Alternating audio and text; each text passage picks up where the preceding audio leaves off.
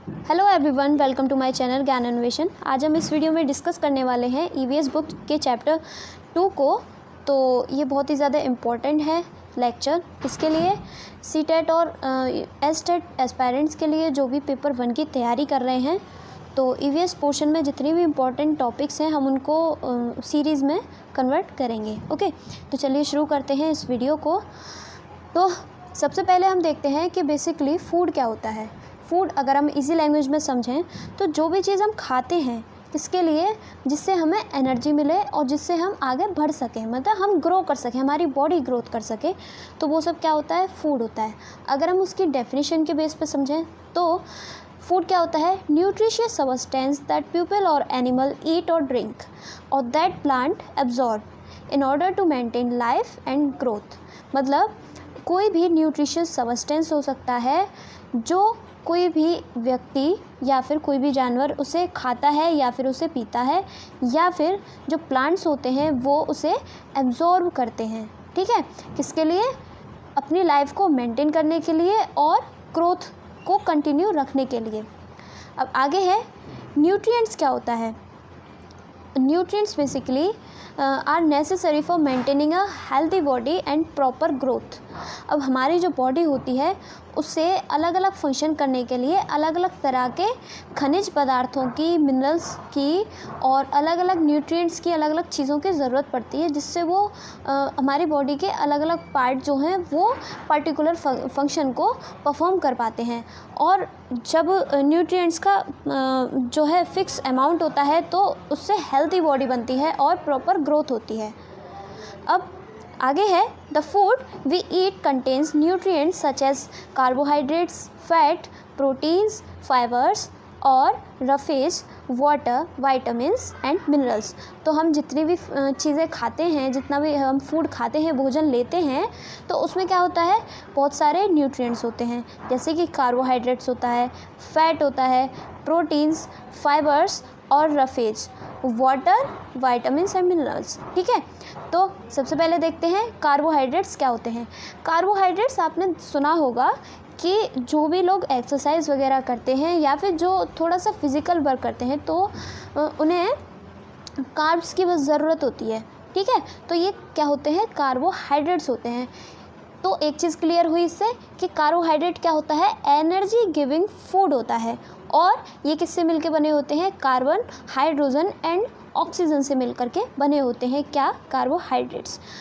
Okay, अब इसका जो बेस जो मटेरियल होता है या तो वो ग्लूकोज फॉर्म में होगा, या फिर वो स्टार्च की फॉर्म में होगा, या फिर वो सेल्यूलोज की फॉर्म में होगा। अब बेसिकली जो शुगर जो होता है यानी ग्लूकोज होता है वो किस में होता है, कई सारे ग्रेन्स में भी होता है, लेकिन जो मेनली जो फ्रूट्स होते हैं उनमें शुगर बहुत ज़्यादा पाया जाता है। और एग्जाम्पल हैं इसके, जैसे सोर्सेज के बारे में बात करें तो ब्रेड, राइस, मेज़, पटेटोज़ रिच सोर्स होता है किसका, स्टार्च का, और कार्बोहाइड्रेट्स के लिए सबसे बेस्ट माना जाता है। अब रिक्वायरमेंट के बेस पे अगर हम समझें तो एक नॉर्मल जो पर्सन होता है उसे 1 ग्राम अगर वो कार्बोहाइड्रेट लेता है तो उससे 4 किलो कैलोरीज़ की एनर्जी मिलती है। अब आगे है फैट्स।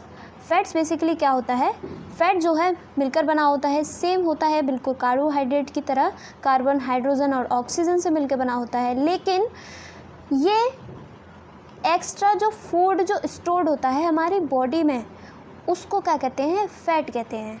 मतलब हमारी चाहे वो स्किन में हो, चाहे वो हमारी जो मसल्स होती हैं, जो फैट होता है वो हो, तो वो चीज़ क्या होती है, फैट होती है, मतलब स्टोर्ड फूड होता है ये। अब आगे है फैट डिज़ोल्व और सॉल्युबल वाइटामिन्स। फैट को डिज़ोल्व करने के लिए या फिर सॉल्युबल जो वाइटामिन्स होती हैं फैट को उसको सॉल्युबल बना सकें, तो कुछ वाइटामिन्स होती हैं जैसे ए, डी, ई, के, ये बहुत ज़्यादा इम्पॉर्टेंट है। अब कुछ सोर्सेज होते हैं जैसे कि मिल्क जो है एक रिच सोर्स होता है जिसमें सब चीज़ पाई जाती है, मतलब इसमें कार्बोहाइड्रेट, वाइटामिन्स, फैट्स, प्रोटीन्स और कई सारे मिनरल्स, मतलब रिच सोर्स होता है, सुपर फूड माना जाता है मिल्क। और वेजिटेबल ऑयल, और बेसिकली जितनी भी ऑयली चीज़ें होती हैं जिसमें वसा पाया जाता है तो उन सब में क्या होता है, फैट होता है, जैसे कि vegetable oil, fish liver oil और घी और जितने भी नट्स होते हैं, चाहे वो आमंड्स हो, चाहे कैश्यू हो, और चाहे पिस्ताशू हो, कुछ भी हो, ठीक है। अब आगे है इसमें रिक्वायरमेंट्स। अगर हम फैट की बात करें तो वो कार्बोहाइड्रेट से ज़्यादा कैलोरीज मिलती है, कैलोरी एनर्जी मिलती है अगर हम 1 ग्राम ऑफ फैट लेते हैं। अब इसमें एक कंडीशन होती है फैट में, अगर कोई भी व्यक्ति उस फैट ले रहा है लेकिन वो किसी भी तरीके का फिज़िकल वर्क नहीं कर रहा, फिज़िकल एक्सरसाइज नहीं कर रहा, तो वो जो है फैट बर्न नहीं होगा। और बेसिकली अगर वो इन वाइटामिन्स को नहीं ले रहा है तो, और फिज़िकल एक्सरसाइज भी नहीं कर रहा, तो ये चीज़ दोनों होने एब्सेंट होने के कारण जो है वो व्यक्ति ओबेसिटी का शिकार हो जाता है। यानी जब जो वेट है वो अचानक से बहुत तेज़ी से बढ़ने लग जाए, मतलब वेट जो है बॉडी का वो बहुत ज़्यादा हो जाए। ओके, अब आगे है इसमें प्रोटीन्स। बेसिकली जो है नाइट्रोजीनियस बेस होता है जिसमें अमीनो एसिड्स मेन होते हैं, ठीक है। अमीनो एसिड्स में नाइट्रोजीनियस बेस सबसे इम्पॉर्टेंट होता है, इससे मिलकर के ये क्या बनती हैं, प्रोटीन्स बनती हैं। अब प्रोटीन्स क्या होती हैं, बॉडी बिल्डिंग न्यूट्रिएंट्स। बेसिकली हमारे जो जितनी भी मसल्स का जो फॉर्मेशन होती है वो क्या होता है, किसकी वजह से, प्रोटीन्स की वजह से होती है। अब ये क्या होती हैं, बॉडी बिल्डिंग न्यूट्रिएंट्स होती हैं। अब आगे है इसमें सोर्सेज में क्या है, मिल्क, चीज़, पल्सेस, सोयाबीन रिच सोर्स होता है प्रोटीन का, और एग, मीट, फिश भी जो मीट ईटर्स होते हैं उनके लिए फ़िश बहुत अच्छा सोर्स होता है, किसका, प्रोटीन्स का। और भी बहुत सारे एग्जांपल्स होते हैं इसके। रिक्वायरमेंट की बेस पे अगर हम बात करें तो वो एज के साथ में चेंज होता रहता है। अगर हम बात करें चिल्ड्रन की, अगर बच्चों की बात करें तो प्रोटीन्स की रिक्वायरमेंट बच्चों में ज़्यादा होती है, उन्हें प्रोटीन ज़्यादा चाहिए होती है क्योंकि उनकी बॉडी उस टाइम पे ग्रो कर रही होती है, उनकी प्रॉपर बॉडी ग्रोथ हो, इस वजह से उन्हें प्रॉपरली जो है प्रोटीन्स दी जाती हैं। और अगर हम बात करें एडल्ट्स की तो मॉडरेट, यानी न ज़्यादा कम और न ज़्यादा, क्योंकि वहाँ पे जो बॉडी ग्रोथ है वो लगभग स्टॉप सा ही हो जाता है, स्टेबलाइज रहता है। या फिर जैसे जैसे एज बढ़ती जाती है तो बॉडी डिजनरेट होने लग जाती है, तो वहाँ पे उस टाइम पे प्रोटीन की इतनी ज़रूरत नहीं होती। अब आगे है 1 ग्राम ऑफ प्रोटीन जो है 4 किलो कैलोरीज की एनर्जी देता है। अब आगे है इसमें रफेज हमने पढ़ा। तो रफेज बेसिकली क्या होता है, द टाइप्स और पार्ट्स ऑफ फूड यानी fibre which help your stomach to deal with other food. मतलब एक तरह का भोजन होता है या फिर भोजन का कुछ भाग जो कि हमारे स्टमक को क्या करता है, डाइजेशन में हेल्प करता है, यानी जो भी हम चीज़ें खाते हैं उसको अच्छे से डील करता है। तो बेसिकली ये ना तो पूरी तरीके से डाइजेस्ट होते हैं और ना ही, मतलब ये बेसिकली डाइजेशन में बहुत अच्छे से हेल्प करते हैं। तो इसके एग्जांपल क्या है, फ्रूट, वेजिटेबल्स और ग्रेन्स, यानी फाइबरस फूड के जितने भी ग्रेन्स आते हैं वो सभी क्या कहलाते हैं, रफेज कहलाते हैं। अब आगे है वाटर आपको पता ही है सबसे इम्पॉर्टेंट सोर्स है किसके लिए, लाइफ सस्टेन करने के लिए।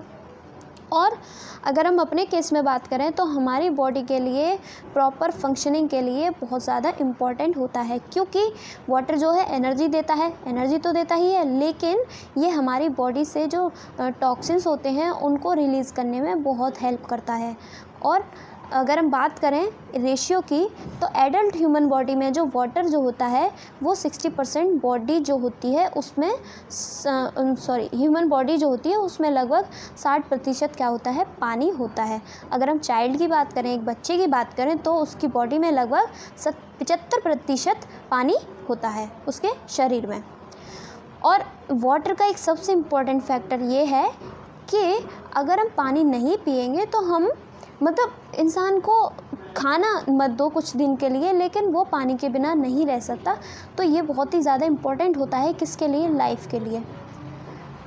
अब आगे देखते हैं हम कि कुछ मिनरल्स और न्यूट्रिएंट्स होते हैं जिनकी वजह से कुछ सोर्सेज होते हैं उनके, और अगर हम उनको ना लें तो उसके क्या क्या हार्मफुल इफ़ेक्ट्स हो सकते हैं हमारी बॉडी के लिए। तो बेसिकली प्रोटीन के सोर्स हम डिस्कस कर चुके हैं। तो अगर हम प्रोटीन को ना लें तो कुछ डिजीज़ होती हैं जैसे क्वाशोरकर और मैरस्मस डिजीज़। तो बेसिकली ये बच्चों में डिजीज़ ज़्यादा होती है जिसमें अजीब तरीके से बच्चे का जो स्टमक है वो या तो ज़्यादा सूज जाएगा या फिर जो है श्रिंक हो जाएगा। तो ये प्रोटीन की कमी से होता है किसमें, बच्चों में। और सबसे इम्पॉर्टेंट चीज़, अगर हम प्रोटीन नहीं लेते हैं तो हमारी जो मतलब हम जो एडल्ट होते हैं उनकी बॉडी जो है श्रिंक होने लग जाती है और बॉडी जो है प्रॉपर्ली ग्रोथ नहीं कर पाती। अब आगे है इसमें कार्बोहाइड्रेट्स। तो बेसिकली जो कार्बोहाइड्रेट्स क्या हैं, कार्ब्स हैं, एनर्जी गिविंग फूड है।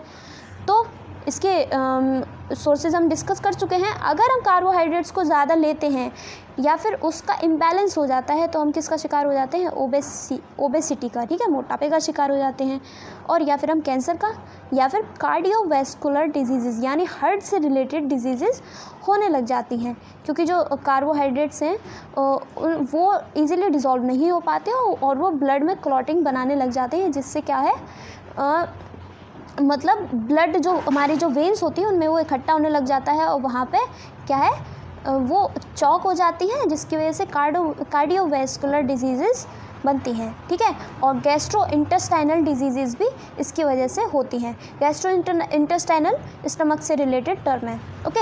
अब आगे है इसमें वाइटामिन्स। तो बेसिकली वाइटामिन्स कई तरीके की होती हैं। तो वाइटामिन्स जो हैं, सबसे पहले देखते हैं विटामिन ए। विटामिन ए को हम रेटिनॉल के नाम से भी जानते हैं। ये एग्ज़ाम में बहुत पूछा जाता है कि रेटिनॉल का अनदर नेम या फिर विटामिन ए का अदर नेम क्या है। तो आप याद रखना, रेटिनॉल इसका नाम होता है। अगर हम बात करें सोर्सेज की, तो प्लांट बेस्ड में जो है leafy green vegetables, fruits, yellow orange vegetables, tomato products, टमाटर के जितने भी प्रोडक्ट्स होते हैं वो। अगर हम एनिमल वेस्ट की बात करें तो मिल्क तो सब में आएगा ही आएगा, ठीक है, और एग और लिवर और फिश ऑयल। अब देखें, अगर हम इसके जो है फंक्शन की, इसका फंक्शन क्या होता है बॉडी में, helps form and maintain healthy teeth, skeletal and soft tissue, मतलब म्यूकस मेम्ब्रेन्स एंड स्किन्स, ठीक है। तो हमारी बॉडी में जो है टीथ की हेल्थ को मेंटेन करने के लिए जो विटामिन्स ए बेसिकली सबसे ज़्यादा इम्पॉर्टेंट होती हैं, और जो है हमारी स्किन की हेल्थ को मेंटेन करने के लिए। अब एक और इसमें produces the pigments in the retina of the eye, इसी वजह से इसे रेटिनॉल कहते हैं। आप इससे रिलेट करके इसको याद कर सकते हैं कि जो है हमारे रेटिना का जो कलर होता है ना, उसको जो है पिगमेंट प्रोवाइड करती हैं क्या, विटामिन ए, ठीक है। अगर विटामिन ए की कमी हो जाती है तो क्या होता है, लॉस ऑफ विज़न, मतलब दिखना कम हो जाता है, यानी रतौंधी, ठीक है। बहुत ही इंपॉर्टेंट है। विटामिन ए की कमी से क्या बीमारी होती है, नाइट ब्लाइंडनेस और delayed growth and bone development, ठीक है। अब आगे है इसमें थ्रोट एंड चेस्ट इन्फेक्शन, इसकी वजह से होते हैं, किसकी वजह से, विटामिन ए की वजह से, विटामिन ए की कमी की वजह से। अब कुछ है विटामिन B1। विटामिन बी को हम क्या कहते हैं, थायमाइन हाइड्रोक्लोराइड, इसका ये अनदर नेम है, साइंटिफिक जो केमिकल नेम है इसका वो। अगर हम सोर्सेज की बात करें तो होल ग्रेन्स, यीस्ट, लेग्यूम्स और nuts, egg York, fruit and vegetables, तो इसके सोर्सेज हैं। और इसके जो फंक्शन है वो है helps the body cells change carbs into energy. तो बेसिकली जो कार्बोहाइड्रेट को एनर्जी में कन्वर्ट करने के लिए विटामिन B1 की बहुत ज़्यादा रिक्वायरमेंट होती है। कार्बोहाइड्रेट क्या है, एनर्जी गिविंग फूड, लेकिन उसको कन्वर्ट करने के लिए भी तो कोई होना चाहिए, तो वो क्या होता है, विटामिन B1। अब muscles contraction and conduction of nerve signals, ठीक है। तो हमारी जो नर्व्स, हमारी जो ब्रेन है उससे जो नर्व्स के थ्रू किसी भी बॉडी पार्ट में जो सिग्नल ट्रांसमिट होते हैं वो किसकी हेल्प से होते हैं, विटामिन B1 का बहुत ज़्यादा उसमें रोल होता है। अगर विटामिन बी की कमी हो जाती है किसी व्यक्ति में तो वो किसका शिकार हो जाता है, बेरी का। और एक और चीज़ है लॉस ऑफ वेट जो है बहुत ज़्यादा कम होने लग जाता है, और अफेक्ट ग्रोथ को भी बहुत ही ज़्यादा अफेक्ट डालता है। एंड लॉस ऑफ एपेटाइट मतलब ब्रेन से रिलेटेड होता है, जो है याददाश्त और मतलब टेंशन वाली ज़िंदगी, वो सब ये विटामिन B1 की कमी से होता है। अब आगे है विटामिन सी, जिसको हम क्या कहते हैं, एस्कॉर्बिक एसिड। अब एस्कॉर्बिक एसिड से और विटामिन सी से तुरंत दिमाग में आ जाना चाहिए कि इसके सोर्सेज क्या होते हैं, सारे के सारे सिट्रस फ्रूट होते हैं। सी फॉर सिट्रस फूड, आप ऐसे याद कर सकते हैं। और इनमें क्या पाया जाता है, सारे जितने भी सिट्रस फ्रूट होते हैं इनमें एस्कॉर्बिक एसिड पाया जाता है, जैसे कि आंवला, lemon, orange, tomato, green vegetables, apple, cereals and pears और मदर मिल्क। जब ब्रेस्ट फीडिंग करती है मदर अपने बच्चे को तो उसके जो मिल्क में क्या होता है, विटामिन सी होता है। ठीक है, अब needed for the growth and repair of tissues, तो टिश्यूज़ की रिपेयरिंग के लिए और हमारी जो ग्रोथ होती है उसके लिए बहुत ज़्यादा ज़रूरी होता है क्या, विटामिन सी। और विटामिन सी जो है हमारी जो है इम्यूनिटी को भी इंक्रीज़ करता है और basically heal wounds and form scar tissues, और घावों को भरने के लिए, और जो घाव भरने के बाद जो उसके ऊपर ब्राउन टिश्यूज़ डेवलप होते हैं ना, तो वो विटामिन सी उसमें बहुत बड़ा रोल प्ले करता है। अब form skin, tendons and ligaments. Tendons and ligaments ये जॉइंट्स होते हैं जो हमारी बोन टू बोन को और बोन टू मसल्स को कनेक्ट करते हैं। अगर इसकी कमी हो जाती है, अगर विटामिन सी की एक्सेसिवनेस या फिर कमी हो जाती है तो क्या डिजीज़ होती है। पहली स्कर्वी होती है। ठीक है, स्कर्वी टूथ से रिलेटेड होती है, टूथ और गम से, जिसमें उनमें से अजीब तरीके से ब्लीडिंग वगैरह स्टार्ट होने लग जाती है, वो मतलब डैमेज होना शुरू हो जाते हैं। ठीक है, तो विटामिन सी की कमी से क्या होता है, स्कर्वी। बहुत इंपॉर्टेंट है, ये बार बार पूछा जाता है एग्ज़ाम में। अब आगे है brushing, bleeding gums, weakness and फैटिक। Okay, तो ये कुछ डेफिशिएंसी डिजीज़ होती हैं। अब आगे है विटामिन डी। अब विटामिन डी बेसिकली क्या होता है, एंटी रिकेटिक एसिड। ठीक है, विटामिन डी को कहते हैं एंटी रिकेटिक एसिड। अब ये इसके सोर्सेज क्या हैं, सनलाइट। सनलाइट जो है रिच सोर्स है विटामिन डी का। लेकिन अगर मान लीजिए बहुत ही ज़्यादा गर्मी है, 45 डिग्री से ऊपर का टेम्परेचर है, तो आप सूरज की रोशनी में तो बैठ नहीं सकते, तो इसके अदर सोर्सेज भी होते हैं, जैसे कि क्या, फैटी फिश एंड ऑयल। ठीक है, और cheese and egg yolk. Egg yolk वो होता है जो अंडे का जो पीला वाला भाग होता है ना, उसको एग यॉक कहते हैं। और इसके रोल क्या होता है, necessary for calcium and phosphorus absorption. तो हमारी बॉडी में हम अलग अलग सोर्सेज जितने भी हम कैल्शियम रिच डाइट लेते हैं या फिर फॉस्फोरस रिच डाइट लेते हैं, तो उसके एब्जॉर्प्शन के लिए बहुत ज़्यादा नेसेसरी होता है। और required for development of bones and teeth. और अगर इसकी कमी हो जाती है तो क्या होता है, रिकेट्स होता है बच्चों में सबसे ज़्यादा ये बीमारी पाई जाती है। और ऑस्टियोमेलेसिया एंड रिकेट्स बहुत ज़्यादा पूछा जाता है एग्ज़ाम्स में। तो किसकी कमी से होता है ये, विटामिन डी की कमी से। और डेंटल कैरीज, और डेंटल से रिलेटेड दांतों से संबंधित जितनी भी बीमारियाँ होती हैं वो ज़्यादातर किसकी कमी से होती हैं, विटामिन डी की कमी से। अगर हम बात करें कुछ मिनरल्स की, जैसे कि सबसे ज़्यादा जो मेन सोर्स होता है मिनरल का, जो बॉडी के लिए बहुत ज़्यादा मैक्रोन्यूट्रिएंट्स के बेस पे यूज़ किया जाता है, वो है कैल्शियम। तो कैल्शियम यानी Ca।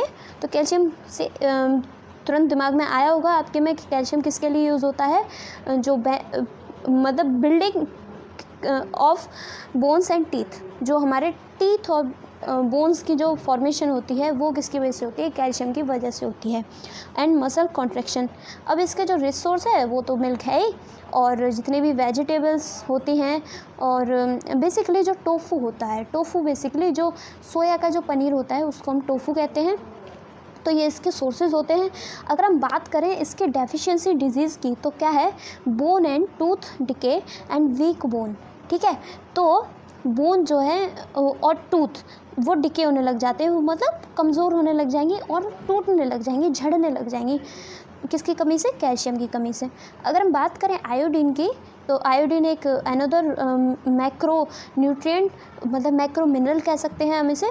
तो आयोडीन किसमें रिसोर्स होता है, NaCl, जो टेबल सॉल्ट होता है हमारा उसमें, और डेयरी प्रोडक्ट्स एंड फिश में। ठीक है, अगर हम बात करें इसके फंक्शन की आयोडीन की, तो बेसिकली मेक थायराइड हार्मोन। तो थायराइड हार्मोन जो होता है उसको ये सिक्रेट करने में, उसको उसकी फॉर्मेशन में बहुत ज़्यादा हेल्प करता है।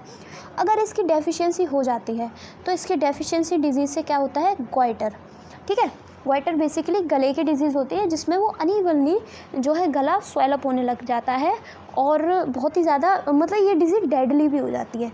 ठीक है, कभी कभी कुछ केसेस में।